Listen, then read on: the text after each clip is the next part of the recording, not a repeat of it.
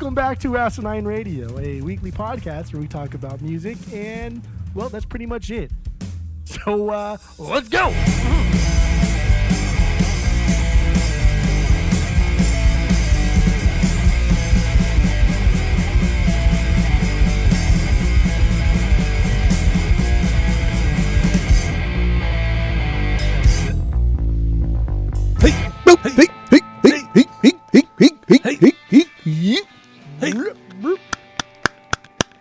This is Asinine Radio. This is the weekly music podcast where every week we get into a different band, different artist, and we listen to all of their records, and then we rank them from worst to best, and we also give our biggest banger from each of them, and we try to have a good time doing that. If you didn't already know, my name is Tyler, and way out there, hundreds of miles away, is Jeff.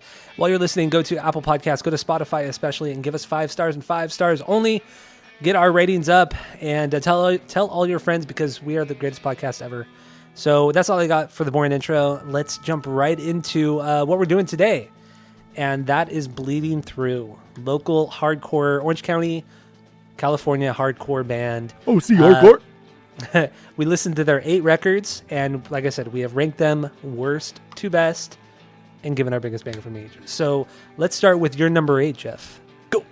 I'm sorry, did we just not do 8 degrees of The 6 Mark degrees. Hoppus Okay, anymore? we could do this. Okay, fuck it. Rewind. Let's do our. I didn't do the 6 degrees of Tom DeLonge. I should have. I know that it's an easy one, even anyway, because right, It is pretty easy, Chapati but- even had that band that we talked about before, The Innocent, right? That Oh, had that's true. music Yeah, with Ryan Sid and Brooks Wackerman. But I did something a little bit different this time. I did it only on Discogs. Oh, okay. So I was All just right. clicking buttons on Discogs. So I started with Scott Denag. Denogue. I don't know. Denogue? Denu. Yeah, I don't know. Scott Denag something. He was Did something. He was in a band called Welcome to Your Life with this guy Steve Helferick. Steve Helferick was in a band called Cold War with Chris Thompson. Chris Thompson played bass on Suicide Notes and Butt Kisses. That's true. You did. And then when you get to Atreyu, it's just a matter of linking Feldman, who owns Atreyu, to Blink and then Tom. But yeah, Owns a tree. I did that one. Did that one on Discogs only. I like that. Yeah. All right. So I actually just thought of one. So we start on the album The Truth from Bleeding Through. There is a song called, I think it's called Dearly Departed, that has Nick 13 from Tiger Army on the song. And Tiger Army put out an album called Music from Regions Beyond, and that was produced by Jerry Finn. Jerry Finn also produced several Blink-182 records. Blink to Tom. There we go. 6 degrees of Tom DeLonge right there. 6 degrees of Tom DeLonge and done. You don't have any more? Just the one? Oh no, yeah, just the one. Doing the Discogs one was tough. It's funny because, I'll get into generic hardcore later on, but when I was going through Discogs and all of these bands that was like Cold War and this other band, and I was like, who the fuck are these bands? And half of them didn't even have a page on Wikipedia, but the ones that did were very, very brief, and they were all like Orange County, or at least Southern California. And I was like, wow, man. Good thing Bleeding Through made music that set themselves apart from everybody else. So, let's get into my number 8. The sarcasm was strong there. I liked it. I did like it. So what is the worst Bleeding Through record for you? Let's go kill some birds. I'm psyched. Love Will Kill All. Their 8th album. 2018. Don't you have this on vinyl? 2018. No. I thought you did. Okay. No. Okay. I have This Is Love. This is dangerous. Love is dangerous. You don't, because I don't even have it yet. No, Love Will Kill All. I do think it's fun to hear how they went from their first album and how they got here. That was a fun journey. Mm-hmm. This is just Bleeding Through sound with just a fuck ton of synth and synth driven metalcore of that later 2000s era that I fucking hate so much with a passion. And it was just all over this. And I never realized, I don't listen to a lot of Bleeding Through, none. But I didn't never realize how much synth is in all of their music. Yes. But it's not all bad. So that was fun. But the song No Friends, that song was pretty dope though. Had a good bounce to it. Really? Yeah, it was pretty aggressive in the vocal department. It's fine. They played that song when we saw them on Saturday. I know. I sang along to it because the one time I listened to it, I remembered all the lyrics. Yeah, I'm sure you did. Yeah, Love Will Kill All. Will Man. not be buying that on the vinyls. So you do love this record. Okay. My number 8 is The Truth, their 4th album. This one is I think this one is a huge departure from everything that they were doing prior, even afterward. This is where they like doubled down on throwing in melodic vocals. The production on the record was a little weird. The songs overall were slower. I don't know, it was just a weird sounding record, and they had Nick 13 from Tiger Army on this album, and that song did not work. It sounded really weird. This album is fine. It's fine. I don't go back to it very often. I think this is the only record I wouldn't get on vinyl, and I don't have it on vinyl because it's like $100 and it's only been pressed once. What I do like about this record is the opening song. The first thing that's said on the record is he screams, "I don't give a fuck," and then it explodes into this Bleeding Through song. It's really cool. My banger though is actually, I think, it's a top 5 Bleeding Through song, and it's a Tragedy of Empty Streets. Love the riff, love how it just it slows down, it picks up, it's just fucking super aggressive. It just punches you in the fucking face. It's a great song. So yeah, number 8 is The Truth for me, their 4th record. So what do you got for number 7? I got The Truth. The truth is the truth. The Truth. But maybe I listened to them back to back, and I really tried to like space these out because I did not want this to happen. But I thought the difference between this and then like This Is Love was like nothing. I thought they were the same fucking thing. I could not differentiate between the two. And so when I was listening to this, I phoned out. I was like, I'm done. I don't understand what I'm listening to. So I don't know. Maybe that's weird. Maybe I should not because you ranked it so low. I'm not going to do this. Yeah, but yeah. Maybe it does sound very different. It really, really does. And for people at home, when Fanboy says all these albums sound different, like they actually don't. They're the same fucking album. There are 2 records that sound pretty damn similar, and I'm about to get into those. But Return to Sender, I don't remember what it sounded like, but I wrote that was the best. Is your banger? Okay. Yeah, that's fun. That's good, fun. Great build up, and it just rolls into this nice, like, cool hardcore song. All right. Then my number 7 is their self-titled Bleeding Through's Bleeding Through, their 6th album. This is one that, if I had to say that a Bleeding Through record was a filler album, it would be this one, or one of the 2 that I would kind of consider filler records. They at this point, they had brought a little bit of the melodic vocals back because they had, like, after The Truth, they had just made sort of like, fuck that record, we hate Trustkill records, let's just make a fucking punch you in the face record. And that was the one prior to this self-titled, and then this one they decided to go back to the melodic stuff a bit. It's just a lot of the songs kind of just bleed into each other. I still think it's a solid record. It's fun to listen to. They also started to experiment a little bit more. I felt like they started to experiment a little more with djent, those kind of like big low end guitar riffs, that like kind of Meshuggah kind of sounding thing going on this record. There are moments like that, and it's kind of cool because they've never really done anything. And the song that really stands out for me is "Dragging Me to the Ocean," which has a lot of that djent heaviness. Which overall, I mean, I don't really care for that genre, but when it's sprinkled in to certain songs, it adds a nice touch to these songs, and I liked it, man. I still like this record, and I do have this on vinyl. So, do you know what Periphery's new album's called? I do not. It is called "Djent Is Not a Genre." God, that's just obnoxious. That's just so annoying. It isn't a fucking genre. You probably love Periphery. No, I don't. Yeah, you do. Who cares? No, I don't. Yeah, what's the other band you like? Animals as Peripheries? Oh, I love... Same fucking thing. Who cares? Animals as Peripheries, yes. Boring. So what do you got for number 6? Portrait of the Goddess. Portrait of the Goddess. Okay. They're second, 2002. Same year as the world champion Anaheim Angels won the World Series. There you go. Important stuff. I mean, this is the sound you'd expect. Like overall, like all these albums are no surprise from a band called Bleeding Through. Like this Like, what does Bleeding Through sound like? Come on, you know what fucking Bleeding Through sounds like. Don't be silly, boy. Fast, aggressive instrumentals. It's fun. Got out the breakdowns, some synth sounds. Some synth sounds were a little cheesy here, and this is kind of where I first noticed it because I listened to this before I listened to their first, because their first is only on YouTube. So I was like, wow, they are really into the synth sound. A little cheesy, but it wasn't like too aggressive. They do have a couple like pretty slow songs on this album, like Savior Saint, and then Savior Saint and Salvation, and then Turns Cold to the Touch. Those ones I fucking hated, but they were interesting to listen to because they were so different than everything else on the album. So like they were, I don't know, there was something to grab a hold of. And when he's singing, when I was listening to it, he was singing Savior Saint song. I was like, God, you sound just like fucking M Shadows. This is stupid. This is dumb. I'm listening to this. And then I pulled up the wiki page, like, oh, it features M Shadows. That's even worse. I don't like that either. Yeah. So I'm just can't be pleased there.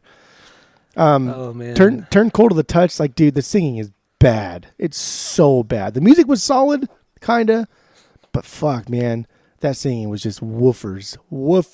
God, you were just woofers. I think Insomniac was my favorite. It's so damn goofy. He screams so much and for so long. So I kind of like giggled. I don't know. I wouldn't buy this in the vinyls. Okay, that's fine. It's always really cheap. I think it's like $15 most places. I would not even buy it for $15.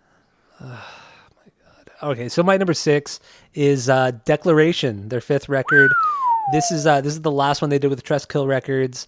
And this is where I feel like they had ditched all the melodic stuff and were like, let's just make the most aggressive record we can. Let's throw it back to Portrait of the Goddess, to This Is Love, This Is Murderous.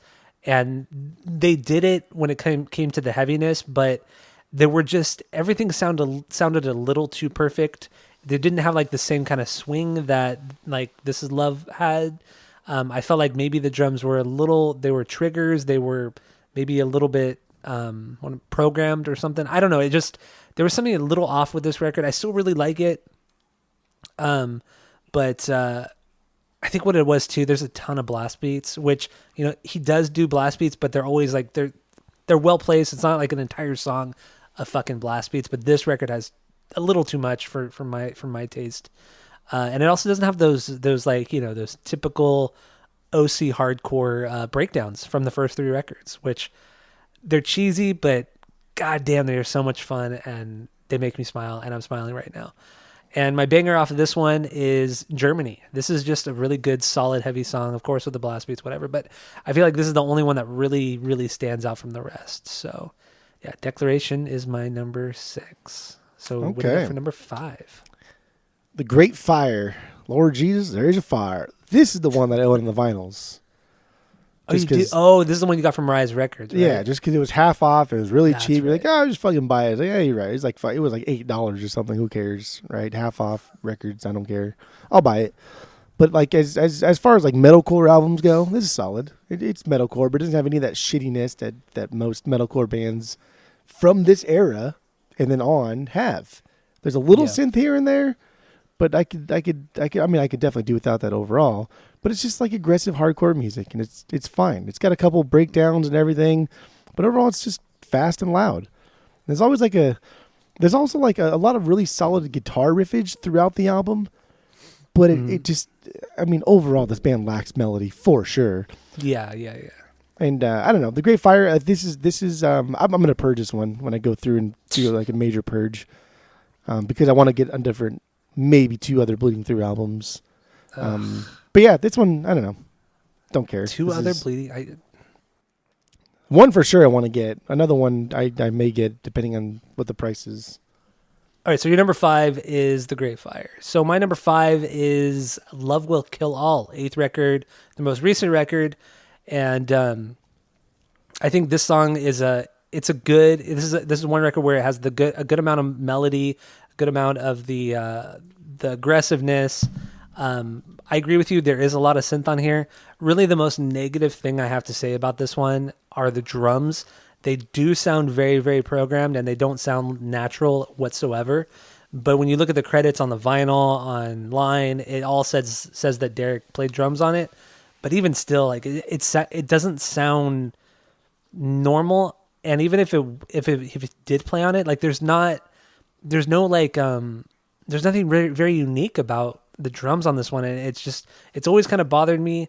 It just doesn't sound right to me. I still really like it. I think overall the songs are solid, but the drums really, really detract from it. And this is one of the I think the only album where Marta, the keyboardist, she actually has vocals on it, or like does kind of, I wouldn't say lead vocals, but she does more than normal, and she does it on the last song on this one. But my banger is the song "Set Me Free." This is the first single from this record, and I don't know, I was just stoked about them coming back and putting out a new record, and this is the first song they put out, and that's really why it's my banger off this one. But it's a solid record. I dig it outside of the drums, which Derek, I think is the best part of the whole band, but whatever, we'll get into that later. So what do you got for number 4? Number 4 is their number 4 is their first album. Like Mike Tyson over here. Dust to Ashes, 2001. This was this is endearing. This album is endearing. Okay, it's very much of this era. It's not bad. It's not dumb. I think like, man, you gotta take this band with like a grain of salt, because it's these goofy guitar screws, like that's OC hardcore. If you didn't grow up in the era, and like I didn't even like listen to a lot of hardcore outside of just going to shows either with you or being forced to watch them at lunch, but it still permeated into my subconscious. Like I was still there. Yeah. It's fun. It's fun. This like the guitars have way more noodling than a lot of their albums though. Like they're trying to be overly metal, like with the Metallica thing, but it's just not there. It's not there. This is their first thing. Brandon's growl is very like guttural too. I don't think he ever does any. He never sounds that like raspy when he's going in like that low end ever again. And true, he does some of the death metal stuff, but never. I liked his growl the most on this album than anything else he ever did. I was like, this sounds fucking great. I like that. Production is, it's not tight as overall, but it's fun and silly. And who cares? And then the only reason why this isn't higher is because some of these songs have fucking singing underneath like the growling, and that shit is just fucking stupid. But damn, dude, that's stupid. So much. That is the scene, man. That is the scene. That's why I fucking hated the scene when you have like the guitarist like singing and then I know everything until the darkest night.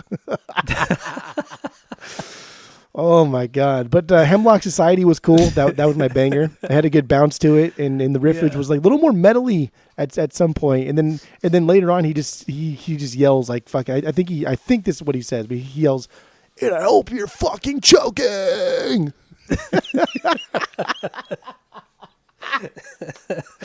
Fucking died. I listened to so much of this at work too, at the record store, and I just think everybody probably hated it. I'm sure. Good. I'm sure, yeah. I loved it. All right, so my number 4 is also Dust to Ashes, and I agree with pretty much everything you said. This is so much fun to me because I remember having this CD in high school after I got into This Is Love, and I listened to the CD so much, and it's so of its fucking time, man. Like every hardcore band at our high school sounded like this.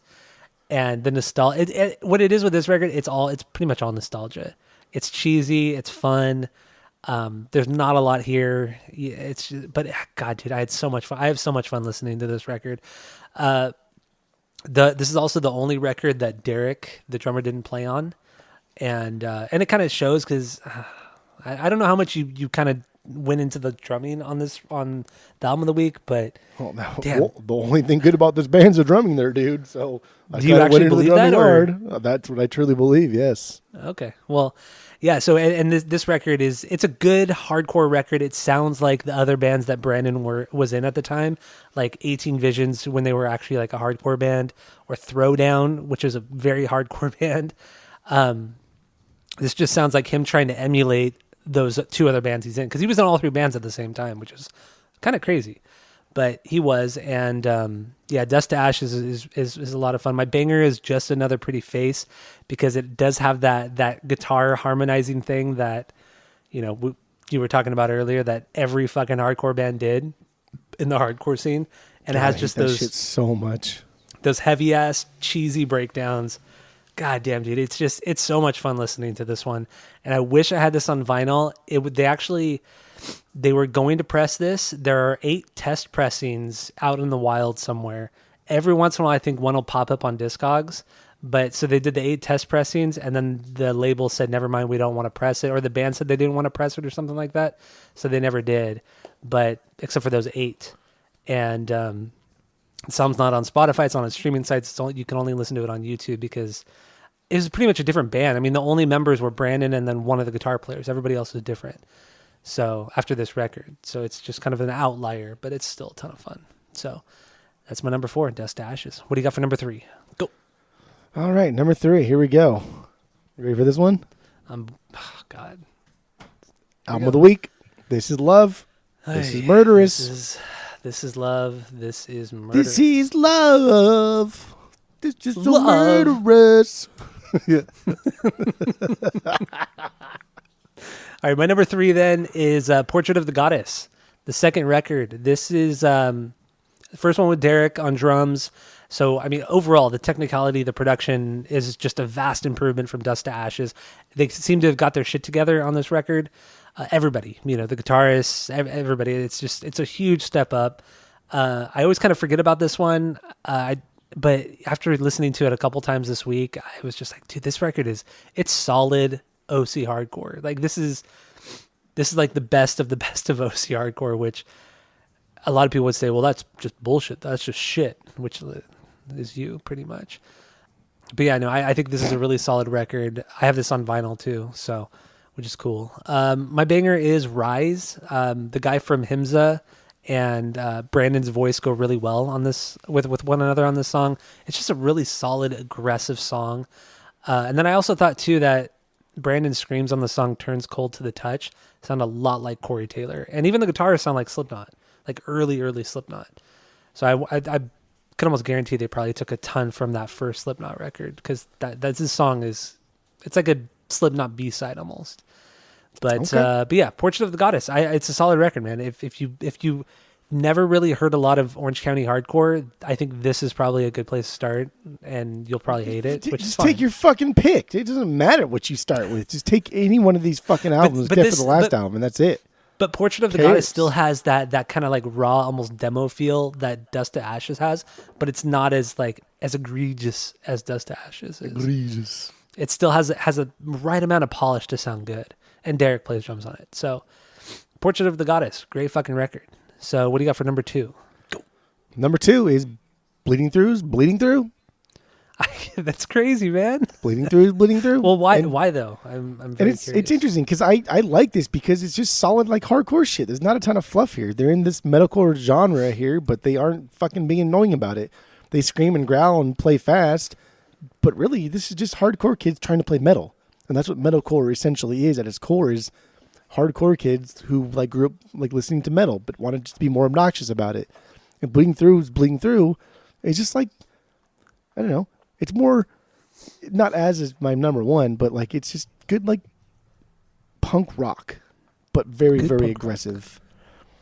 And I don't know. This is I think this is great. I would consider buying this if Rise is still half off at some point.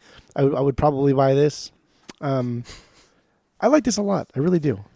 You just missed that sale too, like 3-4 weeks ago. I know. Rise had that sale. That's where I got this. I got this the self-titled record from Rise for like $10 or $12 or something like that. Yeah, they're so cheap. I'm sure they'll do it again at some point. Yeah, because I don't think it's sold out at all. There's still a lot of Bleeding Through on there. But Salvation Never Found. That song has everything that I like about the genre, and it was just a little faster than a lot of their stuff. And I mean, getting into the genre more now or later, the genre is fucking stupid. It's based on nostalgia, and it's based on the scene, and it's really no different than why people who grew up in the 80s defend like hair metal.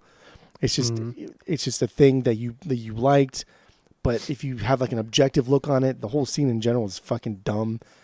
And then Bleeding Through is not even like a top fucking 20 metalcore band of all time. In any way, shape, or form. God.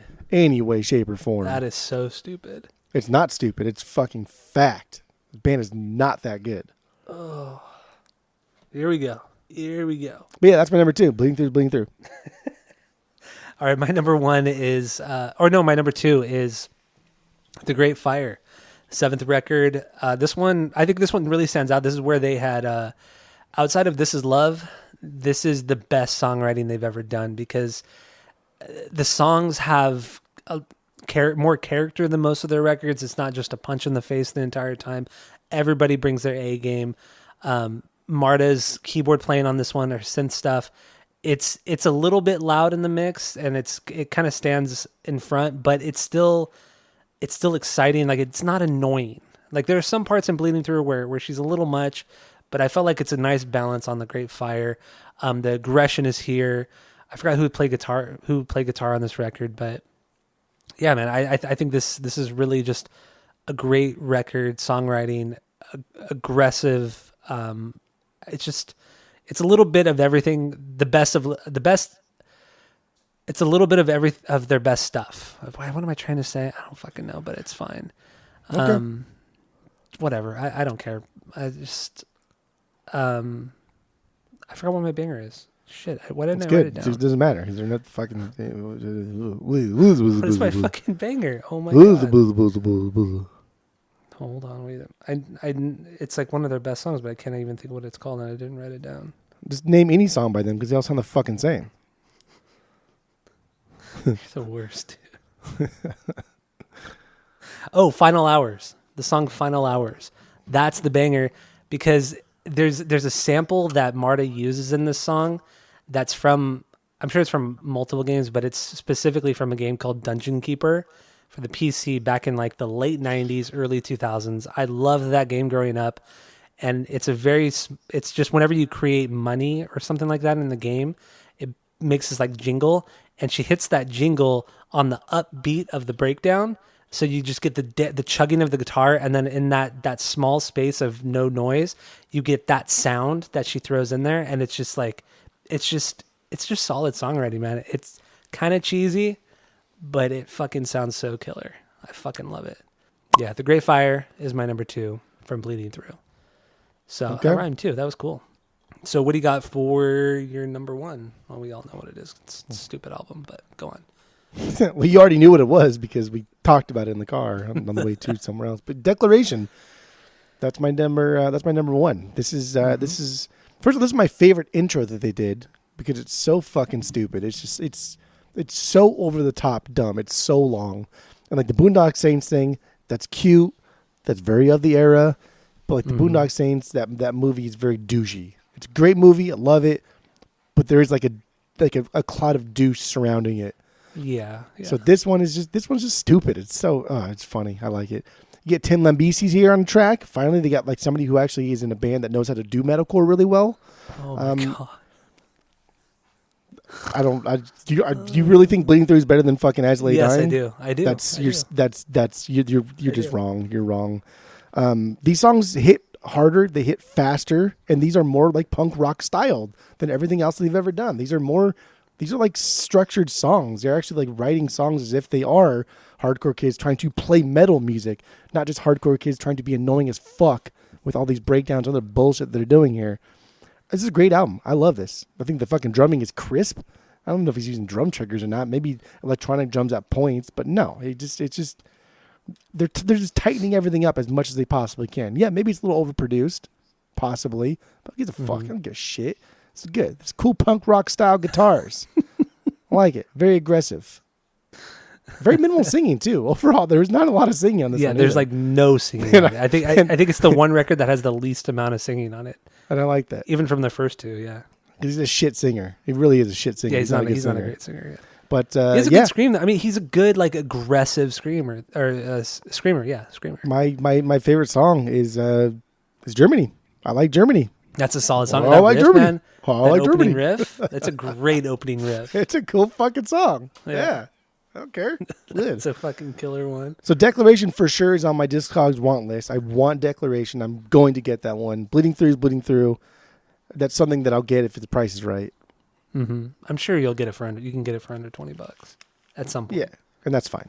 I'll just buy yours when you purge it. You're the worst. All right. Okay. So yeah, my number one is obviously the album of the week. This is Love. This is Murderous. So yeah, this episode we're all good with this one. We're gonna move on to the main episode and get into that record. So thank you all for listening. Keep listening. Tell all your friends, and that's it. That's all. Shit.